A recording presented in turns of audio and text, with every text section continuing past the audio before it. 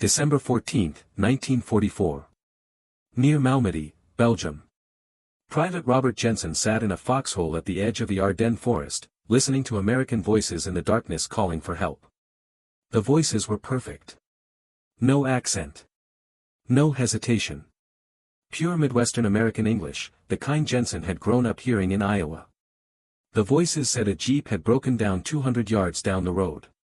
Said they needed help with a wounded officer. Said hurry. Jensen's squad leader, Sergeant William Maddox, raised his hand. Nobody move. In the foxhole, for soldiers held their breath. The temperature was 12 degrees Fahrenheit. Their exhaled breath formed small clouds in the moonlight. The voices kept calling. Perfect English. Perfect desperation. Perfect terror in the tone. Maddox whispered one word. Greif. Operation Greif. Allied intelligence had warned about it 3 days earlier. German commandos wearing American uniforms. Speaking perfect English. Infiltrating American lines during the German offensive in the Ardennes. Creating chaos. Cutting phone lines. Changing road signs. Shooting officers. Spreading confusion. But intelligence warnings are one thing. Hearing your own language spoken by men trying to kill you is something else entirely. The voices in the darkness kept calling. We've got wounded here. Can anybody hear us? We're Americans. 29th Infantry Division. We need a medic. The desperation sounded real. The fear sounded genuine. The English was flawless. Jensen looked at Maddox. Maddox stared into the darkness and said nothing. This is what psychological warfare feels like when it speaks in your own voice. When the markers you've learned to trust, language, accent, tone, become weapons turned against you. When the enemy sounds exactly like the men beside you. When you cannot tell the difference between a call for help and a call to death. 3 weeks earlier, the distinction had seemed simple. Germans spoke German. Americans spoke English. Friend and enemy were separated by language, uniform, geography. The war had clear sides and clear sounds. English meant safe. German meant danger. The human brain relies on these shortcuts. Language as identification. Accent as tribal marker. Voice as truth. But on December 14, 1944, in a frozen Belgian forest, those shortcuts had been deliberately destroyed. The German operation had been prepared with extraordinary care. SS Obersturmbannführer Otto Skorzeny, the man who had rescued Mussolini from an Italian prison, had been placed in command. His orders: select German soldiers with perfect English. Dress them in captured American uniforms. Train them in American slang, American gestures, American behavior. Send them behind American lines during the coming winter offensive. The Germans had gathered intelligence for months. Interrogated American prisoners. Studied American movies. Listened to American radio broadcasts. They knew baseball scores. They knew which songs were popular. They knew the nicknames American soldiers used for their officers and their weapons and their rations. The selected commandos, about 150 men, had been pulled from various units. Some had lived in America before the war. Some had American parents. Some had simply studied English obsessively. They trained at Greif and were practicing American pronunciation, American mannerisms, American profanity. They memorized American unit insignia, American vehicle markings, American military procedures. They were issued captured American uniforms, American weapons, American cigarettes. They were taught to chew gum the American way. To walk with American casualness instead of German precision. To salute with American informality. To complain with American directness. Their mission was not primarily to kill, though killing was permitted. Their mission was to create doubt. To make American soldiers hesitate. To transform language from certainty into question. To turn the sound of English into a threat instead of a comfort. And it was working. By mid-December, reports were flooding through American command structures. German commandos spotted at crossroads. German infiltrators captured at checkpoints. German agents reported changing road signs, cutting communication wires, spreading false information about retreats and surrenders. But worse than the confirmed reports were the unconfirmed ones. The rumors. The fear. Every unfamiliar face became suspect. Every stranger asking directions might be an infiltrator. Every American soldier became a potential German in disguise. The response was immediate and crude. American soldiers began challenging each other with questions only Americans could answer. Who won the World Series? Who's married to Betty Grable? What's the capital of Illinois? The questions spread through units like a contagion. Soldiers demanded proof of identity from their own comrades. Friends challenged friends. Officers were stopped at checkpoints by their own MPs. The system was supposed to restore certainty. Instead, it created new problems. Soldiers from different regions couldn't answer questions about other regions. A man from California didn't know the capital of Kansas. A man from New York didn't follow baseball.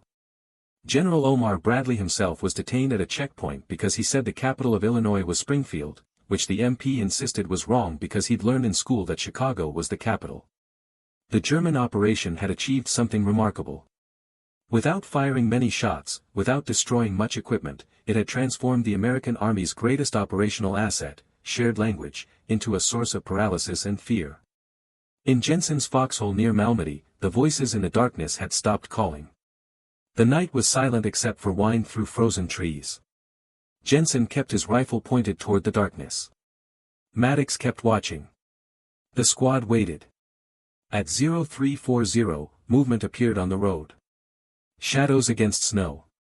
3 figures in American uniforms. Moving carefully. Calling out again. Don't shoot. We're Americans. We've got wounded. Maddox ordered them to stop. The 3 figures stopped. Maddox shouted questions into the darkness. What division? Where's your unit from? What's the password? The answers came back in perfect English. Clear. Confident. Technically correct according to the information the squad had received that morning. The 3 figures started moving forward again. Slowly. Hands visible. Jensen watched them approach through his rifle sights. Their uniforms looked right. Their helmets looked right. Their weapons looked right. Everything looked right except the feeling in his stomach that said something was wrong. Language was right. Appearance was right. But the invisible markers, the ones soldiers learned to read without knowing they're reading them, those were sending different signals. At 70 yards, Maddox ordered them to halt again. At 60 yards, one of the figures called out, "Come on, Mac, we're freezing out here. We got a man bleeding." Mac. American slang. Casual. Familiar. The kind of thing Americans said to each other. The kind of thing Germans would have studied. The kind of detail that was either genuine or carefully rehearsed. Maddox made his decision. He opened fire. The rest of the squad followed. Tracer rounds lit the darkness. The 3 figures dropped. The night erupted with gunfire and then fell silent again. When first light came at 0720, Maddox sent 2 men forward to check the bodies. They returned 15 minutes later. German uniforms under American ones. German paybooks. German ammunition. Walther pistols. One man carried a notebook with English phrases written phonetically in German handwriting. The relief that Jensen felt lasted exactly as long as it took to realize the next obvious thing: if Germans were infiltrating in American uniforms, how many real Americans had been shot by other Americans who couldn't tell the difference anymore? The psychological transformation happened faster than anyone expected. Within 72 hours of the first confirmed infiltrator reports, American units began shooting at each other. Not out of panic. Out of reasonable fear. The line between paranoia and prudent caution had dissolved. At Spa, Belgium, on December 17, a jeep carrying 3 American officers approached a checkpoint. The MP on duty had been briefed about Operation Greif. He challenged the officers with standard questions. The colonel in the front seat answered correctly. The MP checked their papers. Everything was in order. But something in the colonel's posture, or his tone, or the way he pronounced a word, triggered doubt. The MP ordered them out of the jeep at gunpoint. The colonel protested. The MP kept his rifle raised. A lieutenant from the security detachment was called. The lieutenant asked more questions.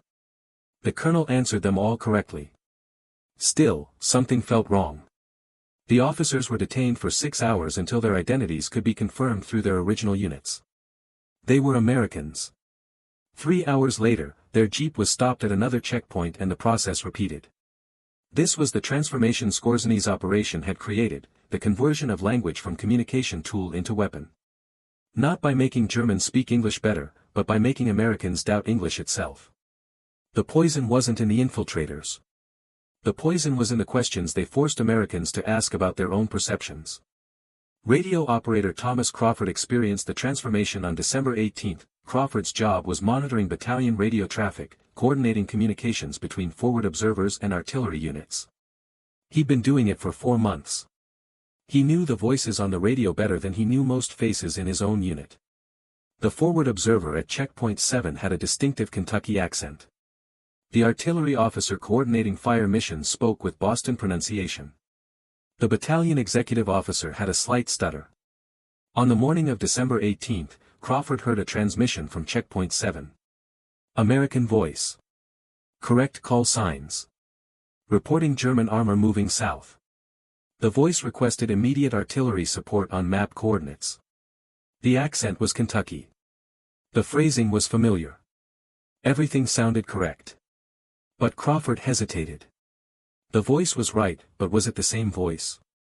The accent was authentic, but was it authentic because it was real or because it had been studied? The call signs were correct, but German intelligence had been monitoring American radio frequencies for months. They could have learned the call signs. They could have captured the actual radio operator.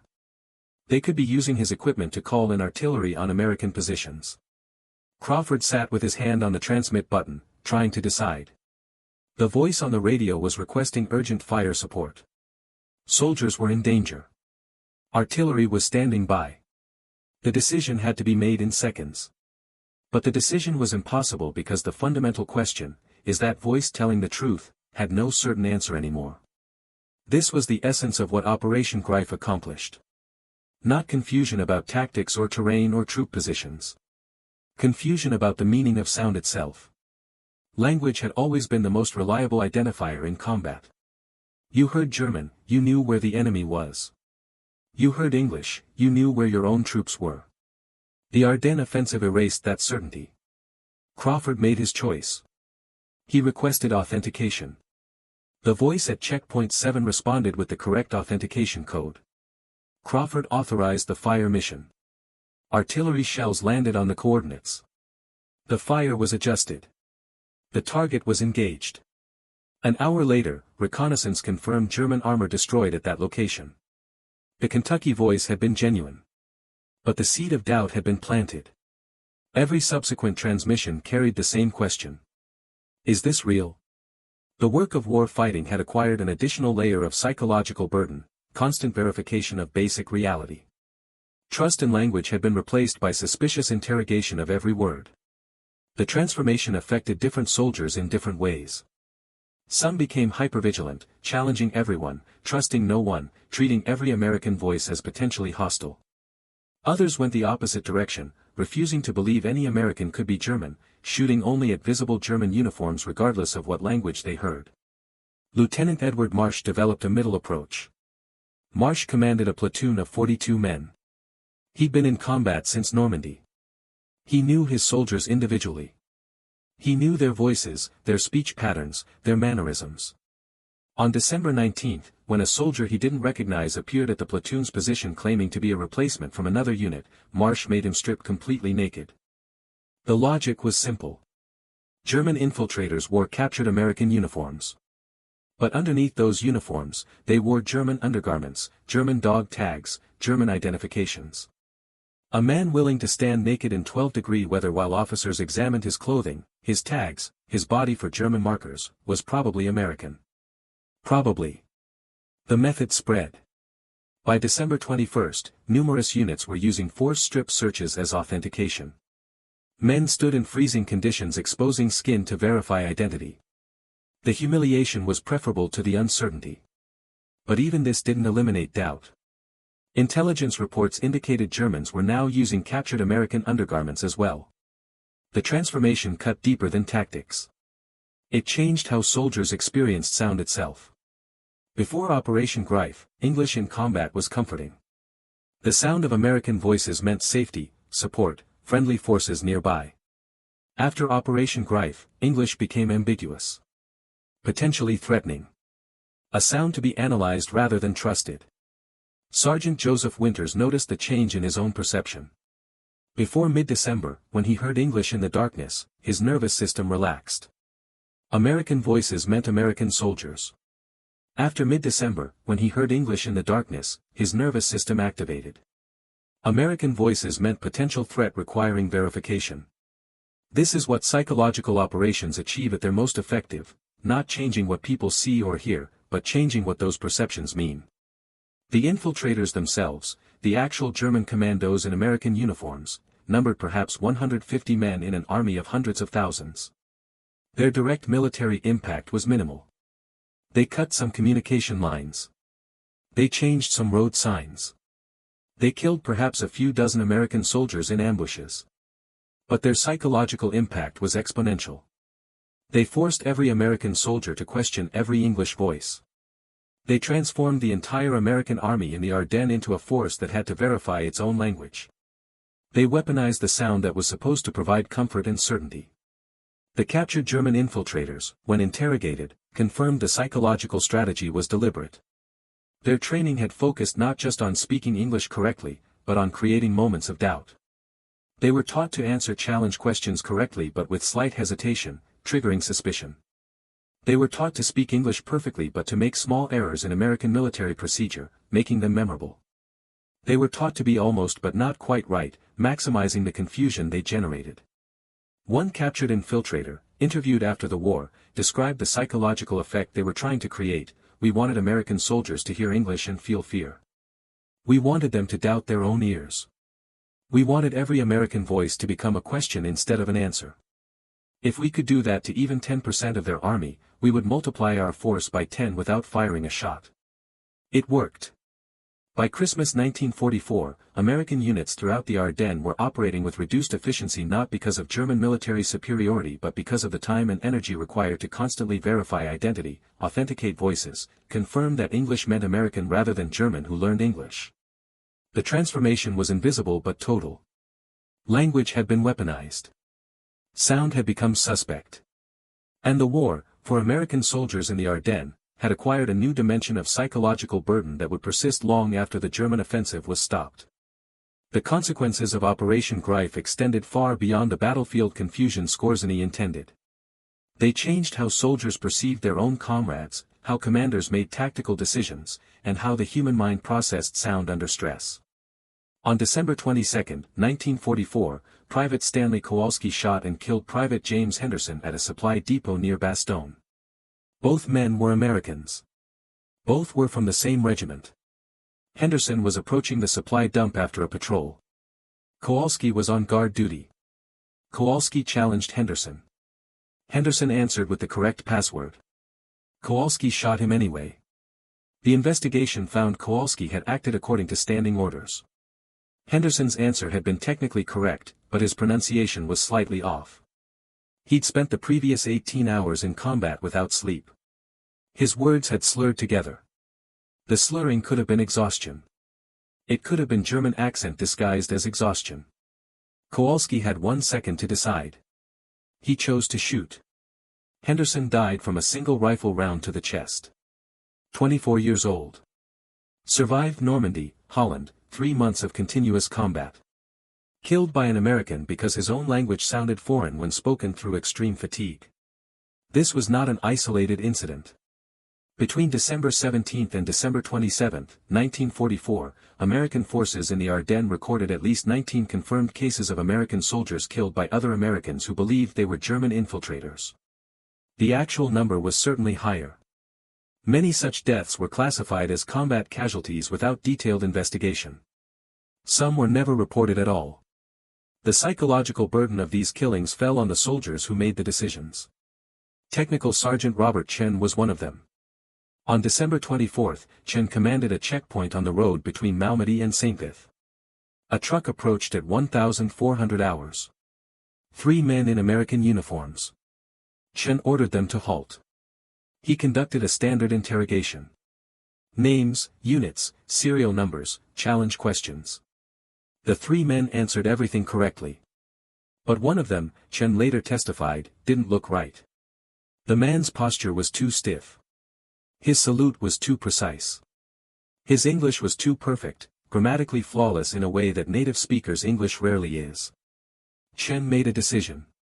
He ordered them detained for verification. The three men protested. They had orders. They needed to reach their unit. They couldn't wait for verification that might take hours. The protest sounded American, the casual defiance of authority that characterized American military culture. But it also sounded studied. Rehearsed. Chen held them anyway. 6 hours later, verification came through. All three were genuine American soldiers. They'd been delayed, missed Christmas Eve with their unit, because Chen thought their English was too good. Chen never received disciplinary action. His decision had been technically correct according to standing orders. But the memory stayed with him. Years later, he told interviewers he could still see the anger in those three soldiers' faces. Americans detained by Americans for being too American.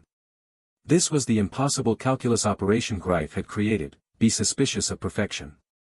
Be suspicious of imperfection. Trust your instincts.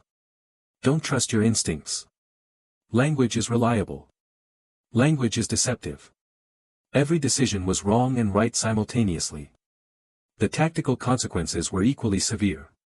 American offensive operations in the Ardennes slowed not primarily because of German resistance but because of the time required for identity verification. Units that should have advanced waited for authentication. Reinforcements that should have arrived in hours took days because they were stopped repeatedly at checkpoints.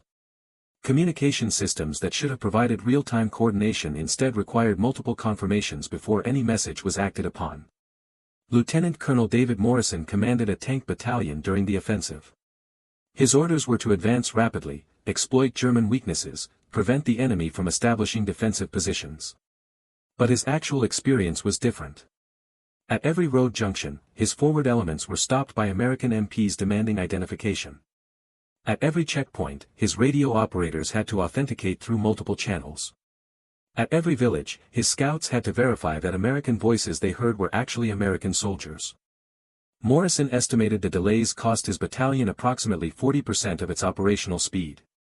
Instead of covering 30 miles per day, his unit covered 18. The difference wasn't firepower or mechanical reliability. The difference was the time required to verify that Americans were Americans.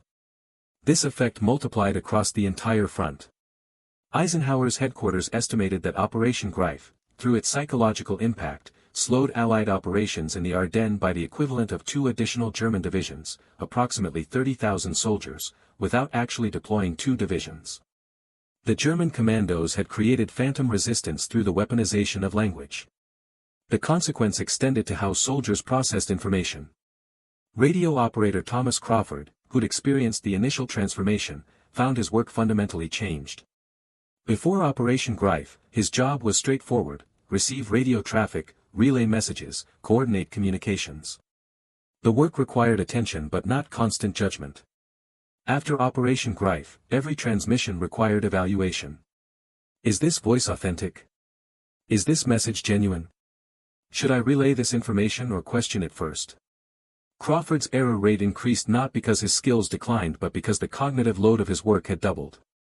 He was now simultaneously a radio operator and an intelligence analyst, required to make instant authenticity decisions on limited information. The physical consequences were also measurable. Sleep deprivation increased across American units. Soldiers who should have been resting instead stayed partially alert, subconsciously monitoring every sound, every voice, every movement around them. The hypervigilance extended to safe areas. Men in rear positions, men supposedly off-duty, men in sleeping areas remained in a state of defensive awareness because they couldn't trust that English voices in the darkness were friendly. Medical officers reported increased stress casualties. Not from combat directly, but from the accumulated psychological burden of constant verification, constant suspicion, constant doubt about basic reality. Soldiers broke down not from fear of German guns but from the exhausting uncertainty of whether their own perceptions were reliable. The consequence that nobody anticipated was the long-term damage to unit cohesion.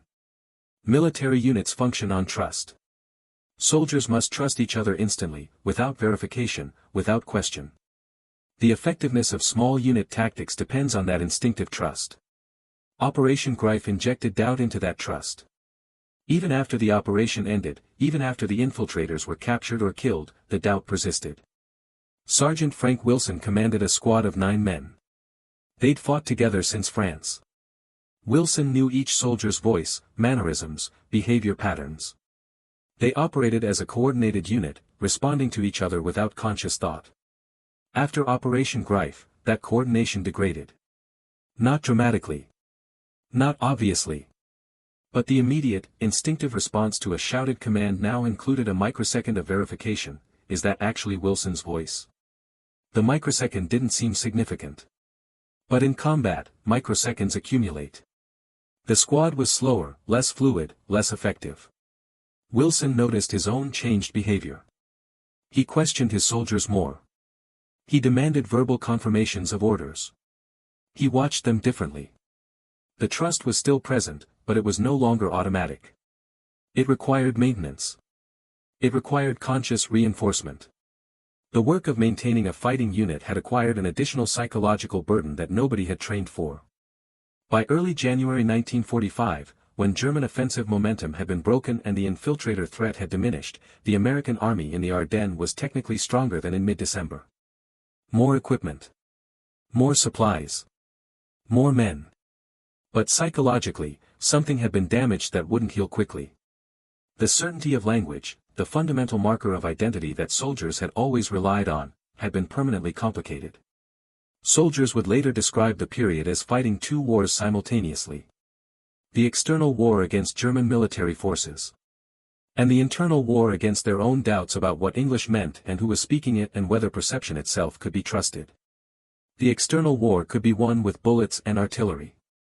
The internal war had no clear victory condition. It just gradually faded, leaving residual suspicion and a permanent wariness about the relationship between sound and truth.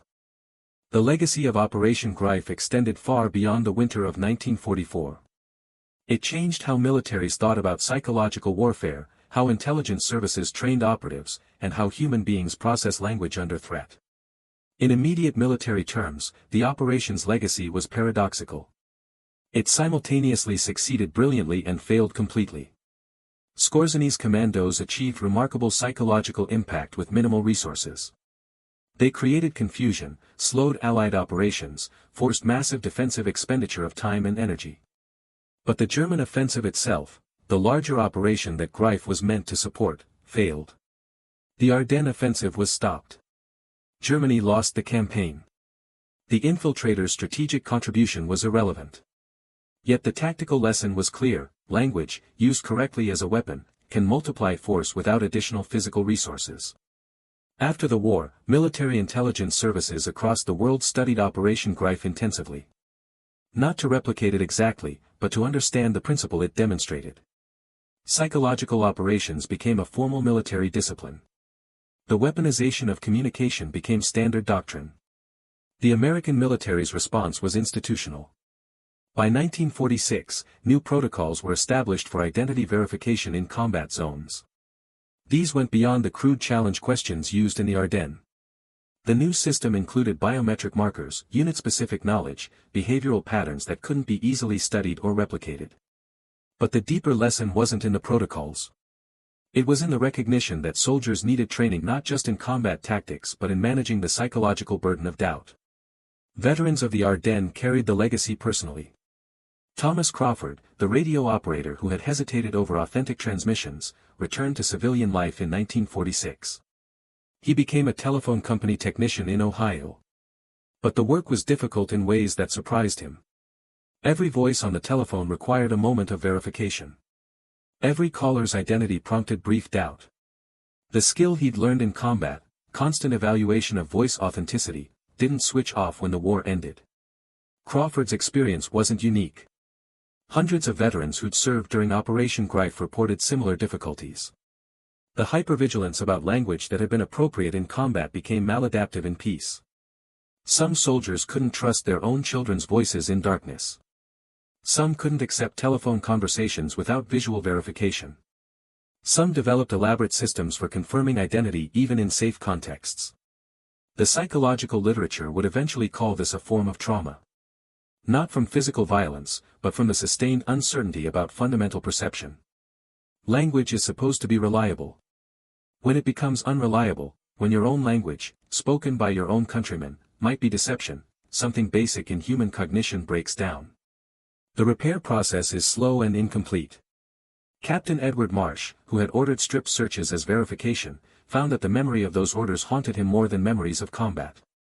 He'd humiliated his own soldiers in freezing conditions out of reasonable caution.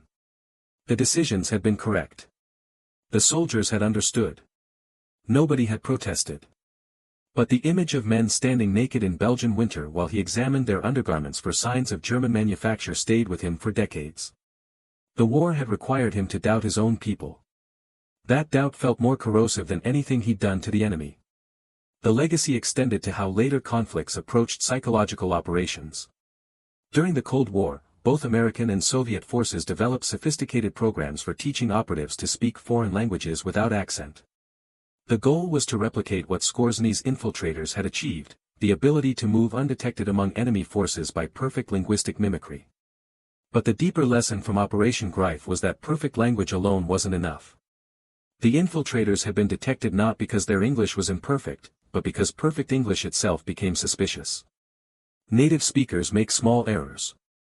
Perfect grammar, perfect pronunciation, perfect vocabulary, these markers of careful study became identifiers of deception. The legacy was the understanding that psychological operations required authentic imperfection, not perfect performance. Intelligence services after the war studied this principle extensively. The most effective infiltrators weren't those who spoke foreign languages perfectly. They were those who spoke foreign languages the way native speakers actually spoke them, with regional variations, with casual errors, with the unconscious patterns that marked someone who'd learned the language naturally rather than academically. But the central legacy of Operation Greif wasn't tactical or strategic. It was existential. It demonstrated that language, the most fundamental tool of human communication and identity, could be transformed into a weapon that made communication impossible. When you cannot trust the language you hear, you cannot trust the basic medium through which human beings coordinate their actions and understand their world. This lesson resonated beyond military contexts. In the post-war period, as Cold War intelligence operations escalated, the Greif model was applied in civilian contexts. Operatives who spoke perfect local languages infiltrated political movements, labor unions, academic institutions. The goal wasn't military advantage. The goal was creating the same kind of doubt that had paralyzed American forces in the Ardennes. Making people question whether the voices they heard were authentic. Transforming language from certainty into suspicion.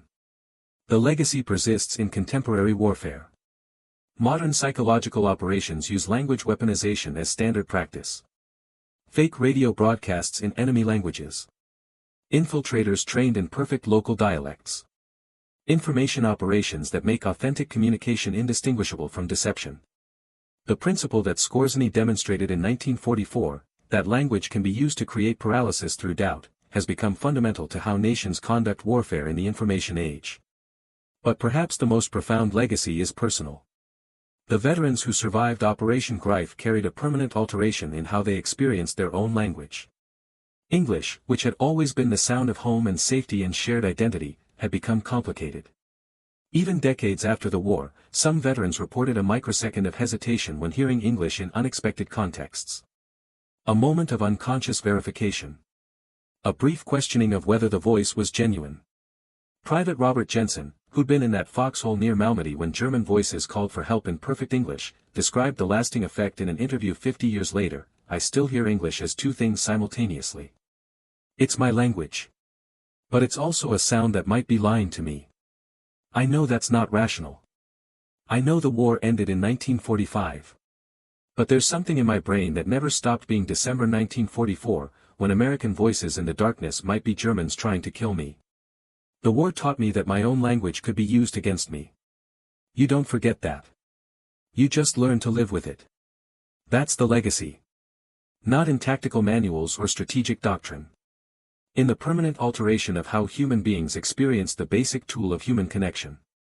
Language as comfort transformed into language as question. The sound of your own tribe's voice as potential threat.